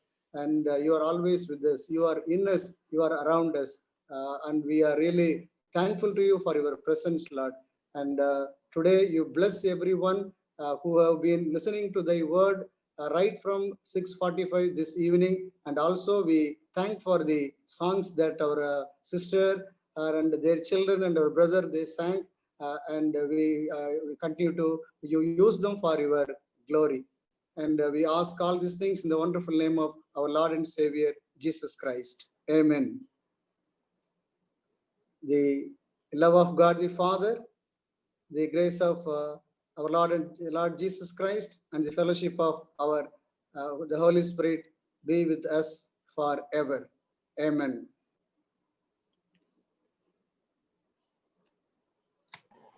Thank you, Brother Nagarajan Velu from Karaikudi in Sivaganga district in Tamil Nadu. May the love of God be with you and all of us. Now we are closing out here from this time. Now we shall meet, God willing, tomorrow evening also at the same time at 6:45. Till then, may the blessed Lord be with each one of us. God bless.